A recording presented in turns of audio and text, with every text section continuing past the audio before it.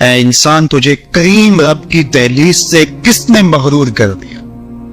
کیوں دھوکے میں مبتلا ہو گیا؟ مالک کی دہلیز چھوڑ کے بھاگ گیا۔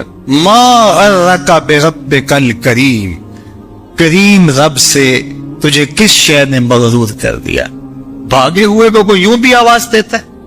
کبھی پولیس کو تعاقب کرتے دیکھا ہے مجرموں کا؟ کبھی سخت گیر استاد کو شاگرد کے ساتھ سختی کرتے دیکھا ہے؟ لیکن یہاں پیار کے چھلکتے ہوئے رنگ دیکھیے، جو مالک کی دہلیز چھوڑ کے باغی ہو گیا ہے، سرکش متمرد شیطان کے ہتھے چڑھ گئے، اس کو رحمت آواز دے گیا، وہ بھاگنے والے آ جا، تیرا رب بڑا ہی کریم ہے، تیرا رب بڑا ہی کریم ہے۔ بتا نا تجھے کس شے نے مغرور کیا؟ دولت نے؟ یہ 4 دن کی چاندنی ہے، پھر اندھیری رات ہے، حسن نے ڈھل جائے گا، جوانی ہے ختم ہو جائے گی، اقتدار ہے آج ہے کل نہیں، تو پھر کس بل بوتے پہ تو رب سے غافل ہو گیا ہے؟ آجا پلٹ کے، آنا تو پڑے گا تجھے، بھاگ تو سکتا نہیں ہے۔ اللہ اکبر، اس کی رحمتیں بندے کو آواز دے رہی، کلا بل تکذبون بالدین، فرمایا کیوں نہیں، بلکہ تم آخرت کی تکذیب کرتے ہو۔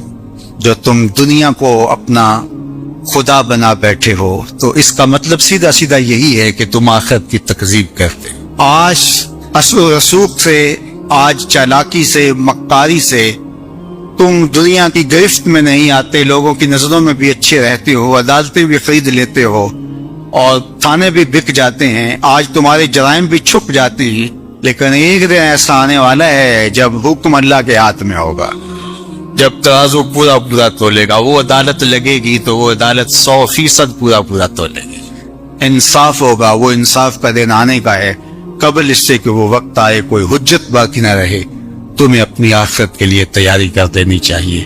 سورہ الانفطار ہمیں بتاتی ہے کہ ہم اپنی زندگی کو منظم کریں، اپنی زندگی کو اللہ اور اس کے رسول کے بتائے ہوئے طریقے کے مطابق بسر کریں اور اپنے رب کی راہوں کے مسافر ہوں۔ جتنے بھی جرم کیے ہیں وہ کہتا ہے میرے بندے میں کریم ہوں، آجا پلٹ کے، یہ نہیں دیکھوں گا تو نے جرم کتنے کیے، یہ دیکھوں گا تو پلٹ کے میری دہلیز پہ آ گیا ہے، تیرے پچھلے سارے گناہ معاف کر دوں گا، بلکہ معاف کیا، تیرے گناہوں کو بدل کے نیکیوں میں تبدیل کر دوں گا۔ تو آ تو صحیح، میری چوکھٹ پہ ہاتھ پھیلا تو صحیح، میں کریم ہوں، تیرا رب لگتا ہوں۔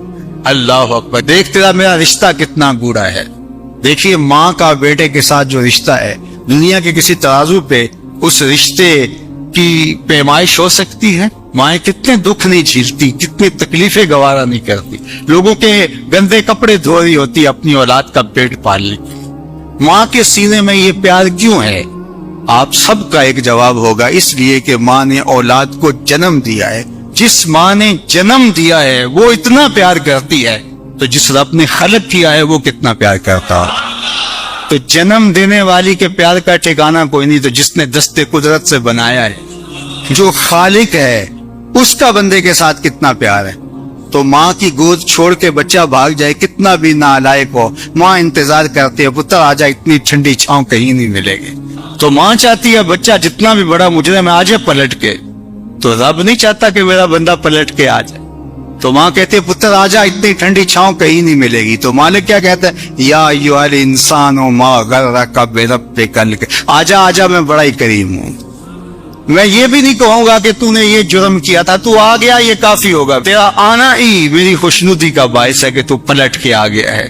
اللہ تعالی ہمیں سچی توبہ کی توفیق دے۔ اس دنیا کے اوپر جتنے بھی ہم گناہ کرتے ہیں، صرف ایک گناہ کو ہی شرک کہا گیا ہے، شرک اصغر، شرک کے علاوہ، حقیقی شرک کے علاوہ اگر کسی گناہ کو شرک کہا گیا ہے تو وہ ریا کو کہا گیا ہے۔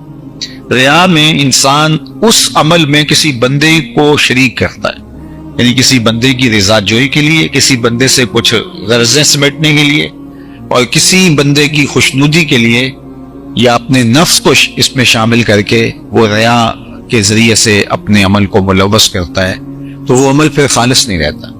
تو صرف جو شرک اصغر کہا گیا اعمال میں سے، وہ ریا کو کہا گیا، اور یہ ایک رائی کے دانے کے برابر بھی قابل قبول ہے۔ جہنم میں ایک وادی ہے، حدیث پاک میں آتا ہے کہ وہ اتنا عذاب ہے اس وادی کے اندر کہ ایک دن میں 600 مرتبہ جہنم بھی اس وادی سے پناہ طلب ہے۔ پناہ مانگتی ہے اللہ مجھے اس وادی سے بچا۔ 600 مرتبہ ایک دن میں جہنم اللہ سے عرض کرتی ہے مالک مجھے اس حصے سے بچا کے رکھنا، 600 مرتبہ ایک دن۔ تو صحابہ نے عرض کی یا رسول اللہ صلی اللہ علیہ وآلہ وسلم اس وادی میں کون لوگ ڈالے جائیں؟ تو اللہ کے محبوب علیہ السلام نے فرمایا القراء المراؤون، وہ قراء جو ریاکاری کرتے وہ اس وادی کے اندر ڈالے جائیں گے۔ تو اب اللہ کیا چاہتا ہے ہم سے؟ اللہ چاہتا ہے میرا بندہ میرا ہی ہو اور اس کے اندر غیر کی شرکت نہ ہو۔ یار ایک عورت نہیں چاہتی کہ میرے سے محبت کرنے والا وہ شوہر ہے یا اس کی ناجائز محبت بھی ہو، وہ یہ گوارا نہیں کرتی کہ اس کے اندر کسی کی معمولی سی شائبہ بھی جو ہے وہ غیر کی شرکت کا ہو۔ ایک مرد نہیں چاہتا، وہ جس سے محبت کرتا ہے تو وہ نہیں چاہتا کہ اس میں شائبہ غیر کا ہو۔ تو جو سب سے زیادہ غیرت والا نہیں اغیل سب سے زیادہ غیرت کرنے والا ہے تو وہ کس طرح گوارا کرے گا کہ نفس شامل ہو، خواہشات شامل ہو اور کوئی اور شامل ہو۔ قیامت کے دن جو لوگ ریاکاری کرتے رہے تو اللہ تعالیٰ ان کو بلائے گا اور وہ کہیں گے کہ مالک ہمارے عمل کی جزا، تو اللہ فرمائے گا ان سے لو جن کے لیے کرتے رہے، اور یہ وہ انتہائی ذلت ہوگی اس دن جو اٹھانی پڑے گی۔ تو محبت کا تقاضا پھر محبت کا خالص ہونا ہے، اور خالص للہ محبت ہی مقبول ہے، اور جو خالص للہ نہیں ہے وہ مردود ہے۔ تو اس لیے تھوڑی محبت ہو، وہ آہستہ آہستہ پروان چڑھ جائے، لیکن ہو خالص۔ تو یہ ہمارے دین کا، ہمارے رب کا، ہماری شریعت کا ہم سے تقاضا ہے۔ فرمایا والذین آمنوا اشد حبا للہ، جو ایمان والے ہیں وہ اللہ سے ٹوٹ کے پیار کرتے ہیں، اور محبت ان کی اس مقام پہ، اس درجے پہ کہ وہ اس محبت میں کسی اور کو خاطر میں نہیں لاتے۔ باقی جو محبتیں ہیں وہ اللہ کی محبت کی ہی صورتیں ہیں۔ مثال کے طور پہ حجر اسود ہی ہے تو یہ اللہ کی محبت کا روپ ہے، اس کو چومنا۔ اس کے بارے میں کہا گیا کہ یمین اللہ، جو حجر اسود ہے یہ اللہ کا دایاں ہاتھ ہے۔ اللہ اکبر، تو جس نے حجر اسود کو چوما گویا اس نے رب سے مصافحہ کیا۔ یمین اللہ، اللہ کا دست راست، اس کا دست کرم۔ اللہ اکبر۔ تو پھر اب مجھے اور آپ کو سمجھ آتی ہے کہ ہم وہاں جا کے بے چین کیوں ہو جاتے، وہ کشش کیوں ہوتی ہے۔ بعض کا تن مزدہ کے اندر بھی جان آ جاتی ہے اور وہ آگے جو ہے وہ بڑھنے کو بے چین ہو جاتا ہے، اس لیے کہ اس نے دست کرم بڑھایا ہے کہ آؤ مجھ سے مصافحہ کرو۔ اللہ اکبر۔ تو یہ اس کی محبت کا عکس ہوا، ورنہ اسلام نے تو پتھروں سے دور کیا ہے۔ آپ اسلام کا مزاج پڑھیں، اسلام نے پتھروں سے بندوں کو دور ہٹایا ہے، لیکن اس پتھر کے نیڑے کیا جا رہا ہے۔ تو یار اس کے ساتھ ایک پتھر منسوب ہو جائے تو اس کی محبت اللہ کی محبت ہے، اور حضرت خلیل اللہ کے قدم لگ جائیں تو وہ اس کی محبت اللہ کی محبت ہے، حضرت ہاجرہ کے قدم لگ جائیں تو اس پتھر کی محبت اللہ کی محبت کا عکس اور جمال ہے۔ تو پھر رسول اللہ کی محبت اللہ کی محبت کا رنگ کیوں نہیں ہوگی؟ تو پھر اللہ اور اس کے رسول کی محبت ایک ہی محبت ہے۔ تو اللہ اور اس کے رسول سے محبت کرنے کی پھر ترغیب ہمیں شریعت میں جو ہے وہ ملتی ہے۔ تو پھر اللہ اور اس کے رسول سے شدید محبت یہ تقاضا ایمان ہے، اور اللہ ہم سے چاہتا ہے کہ ہم اس سے بھی پیار کریں، اس کے محبوب سے بھی پیار کریں، اور اس کے محبوبوں سے بھی پیار کریں۔ دیکھیں، میری اولاد ہے تو میری اولاد کسی کو تعظیم دے تو میں اس کو گوارا کروں گا، آپ کی اولاد تعظیم دے گوارا کریں گے، لیکن باپ والی تعظیم کسی کو دے تو وہ تو آپ گوارا نہیں کریں گے، میں بھی گوارا نہیں کروں، چونکہ یہ تو اللہ نے مجھے اور آپ کو اعزاز دیا ہے نا۔ میری اولاد میرے سے ضد کر کے بھی کھلونے مانگ لے، کوئی چیز مانگ لے تو میں ضد پوری کروں گا اور مجھے خوشی ہوگی، لیکن میری اولاد کسی اور سے مانگے تو میری غیرت جاگے گی کہ یہ تو میرا حق تھا کہ میری اولاد کو مجھ سے اپنی ضروریات کی تکمیل کے لیے سوال کرنا چاہیے تھا، اس نے کسی اور سے کیا۔ تو میرا رب بھی گوارا نہیں کرتا کہ میرا بندہ ہو کسی اور کی دہلیز پہ جائے۔ کہا تمہارے جوتے کا تسمہ بھی ٹوٹ جائے تو اپنے رب سے مانگو، وہ تمہیں دینے والا ہے، تمہاری ضرورتوں کی تکمیل کرنے والا ہے، یہ تمہارا رب گوارا نہیں کرتا۔ اللہ اکبر۔ حضور نے سوال کرنے سے منع کیا۔ حضرت ابو بکر صدیق رضی اللہ تعالی عنہ سواری پہ بیٹھے تو ہاتھ سے کوڑا گر گیا، تو آپ گھوڑا کھڑا کیا، نیچے اترے، کوڑا اٹھایا، پھر بیٹھے، تو کسی نے کہا کہ یہ آپ فرما دیتے، ہم پکڑ کے آپ کے ہاتھ میں دے دیتے. کہا حضور نے سوال کرنے سے منع کیا. یہ ہیں وہ لوگ جو عمل کرنے والے ہیں، اور ہم تو باتیں کرنے والے ہیں. والذین آمنوا اشد حبا للہ، اور جو اہل ایمان ہیں وہ اللہ کو ٹوٹ کے چاہتے ہیں. شدید، بلکہ شدید سے آگے اشد ہے لفظ، یہ طلبہ جانتے، اس میں تفضیل ہے. جو اہل ایمان ہیں وہ اللہ سے ٹوٹ کر محبت کرتے ہیں، محبت کی جو آخری حد ہے. اور یہاں محبت میں اشد کا لفظ کہہ لیے، دوسرے لفظوں میں اس کو عشق کہہ سکتے ہیں. جو اہل ایمان ہے وہ رب سے عشق کرتے ہیں، وہ رب سے ٹوٹ کر محبت کرتے ہیں. اشد حب للہ، شدید محبت نہیں، اشد محبت. اشد محبت سے آگے تو کوئی درجہ ہی نہیں. تو وہ کتنی محبت کرتے ہیں، تبھی تو جانے وار دیتے ہیں اس کے نام پہ، اس کے حکم پہ گردنیں کٹواتے ہیں. یہ ہے شدید محبت کا روپ. اس کا حکم ہوا جیسا ہوا. ذرا دیکھیے یہ کتنے لوگ ہیں. آپ کوئی شہر سے آیا ہے، کوئی دیہات سے آیا ہے، کوئی دوسرے شہر سے آیا ہے، کوئی گلیوں سے نکل کے آ گیا ہے. تو یہ کیوں بھاگے بھاگے آ رہے ہیں؟ آج کل تو کسی کے پاس 10 منٹ نہیں ہے. تو آپ کہیں گے جمعہ ہے، رب کا بلاوا ہے، آگے. یہاں میں چاہوں تو 1 گھنٹہ تو گفتگو کروں، آدھا کروں، آپ بیٹھے رہیں گے، پھر چلے جائیں گے. ابھی گھر جا کے کمر سیدھی نہیں ہوگی تو پھر مسجد سے بلاوا آئے، آپ پھر بھاگے چلے آئے.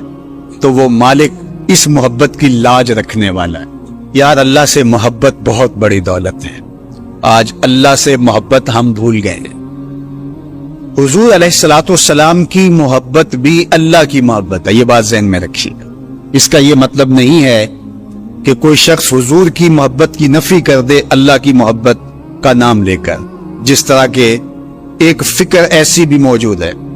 لیکن دوسری جانب بھی کچھ ایسی صورتیں اتر گئی ہیں کہ حضور کی محبت اس کا نام لیا جاتا ہے اور اللہ کی محبت بتدریج دلوں سے اس طرح سے ختم کر دی گئی.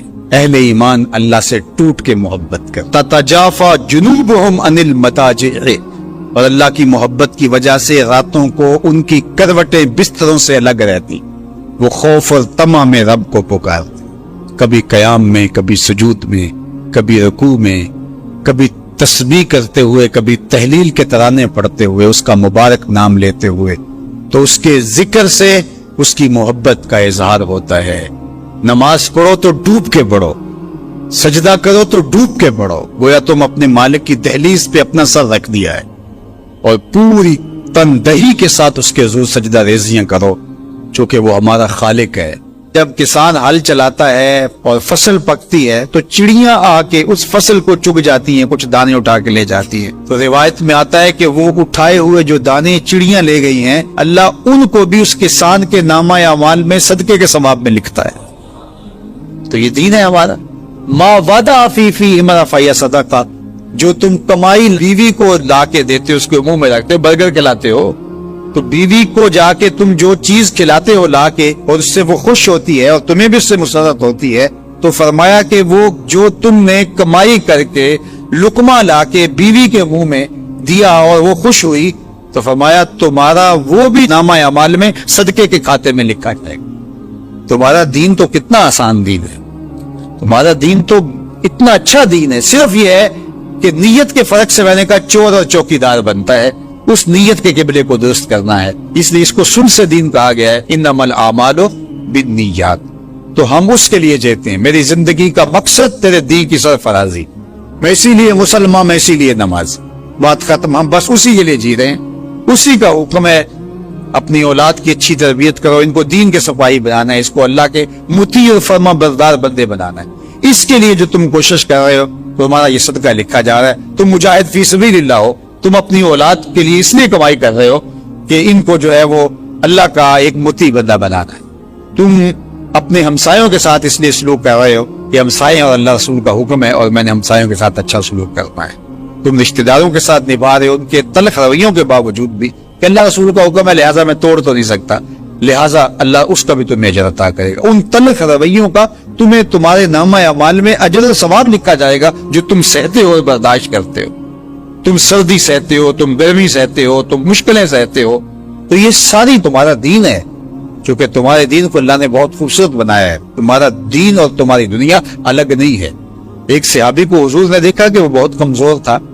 فرمایا کہ تمہاری یہ کیا حالت ہے، تم اتنے کمزور ہو؟ اس نے کہا میں نے اللہ سے ایک دعا مانگی تھی، شاید وہ قبول ہوگی. فرمایا کیا ہوا؟ میں نے دعا مانگی تھی اللہ جو آخرت کے حصے کے دکھ ہے وہ بھی دنیا پہ بھیج دے، اور میری آخرت صاف ہونی چاہیے. تو شاید میری دعا قبول ہو گئی ہے، اور مجھے بہت ساری بیماریاں، دکھ اور اذیتیں ہیں جنہوں نے مجھے گھیر رکھا ہے. تو اس پر حضور خوش ہونے کی بجائے اسے ناراض ہو کے کہا کہ تو نے یہ کیوں کہا کہ آخرت کے حصے کے دکھ دنیا پہ آ جائیں؟ تو نے یہ کیوں نہیں کہا ربنا آتنا فی الدنیا حسنۃ وفی الآخرۃ حسنہ، اللہ مجھے اس جہاں میں بہتریاں دے دے، اس جہاں میں بہتریاں. تو یہ زندگی اچھی جیے، اچھی سواری، اچھی بیوی اور کشادہ مکان انسان کی خوش قسمتی سے، مسلمان کی، مومن کی خوش قسمتی سے بتایا گیا ہے. اچھا اللہ آپ کو گھر دے، اس میں آسودہ رہیں. اللہ آپ کو اچھی فرما بردار نیک صالحہ بیوی دے، بہت اچھی بات ہے. اللہ آپ کو اچھی گاڑی دے دے تو اس میں کوئی گناہ نہیں ہے، کوئی برائی نہیں ہے، اچھی بات ہے. یہ نہیں ہے کہ دین یہ ہے کہ آپ اپنے تن کے کپڑے بھی اتار کے پھینک دے اور سردی میں ننگے ہو کے بیٹھ جائیں، یہ کوئی دین ہے؟ یہ نہیں ہے. ہمارا دین کیا ہے؟ تمہاری نیت کا قبلہ درست ہو. تمہیں جو ملتا ہے تھوڑا یا زیادہ اس پہ تم راضی ہو. تھوڑا ملے تو پھر بھی مالک تیری مرضی میں اس پہ راضی، اور زیادہ ملے مالک میں تیری مرضی پہ اور تیری عطا پہ راضی. تھوڑا ملے تو صبر کرے، زیادہ ملے تو بانٹنا شروع کر، بات ختم ہو گئی. اور کاروبار کرے تو اللہ کی رضا کے لیے جائے، اور بچوں کو ایک اچھی تربیت کی نیت سے گھر سے نکلتا ہے. حتیٰ کہ جو کاروبار کرتے ہوئے مشقتیں آتی ہیں، ٹینشنیں آتی ہیں، پریشانیاں آتی ہیں، جھٹکے لگتے ہیں انسان کو، گاہک کے رویے کی وجہ سے کسی نے ادھار لے لیا، وہ پیسے نہیں دے رہا، بار بار اس کو کہنا پڑتا ہے، اس کے سخت اور تلخ رویے ہیں. یہ جو جھٹکے اور تکلیفیں اور جو ٹینشنیں آتی ہیں، اس تاجر کو اللہ کی جانب سے اس کا بھی ثواب عطا کیا جاتا ہے. تو یہ کتنی کرم نوازی ہے اس کی، اور کتنی رحمت ہے اس کی جو اللہ تعالیٰ نے اہل ایمان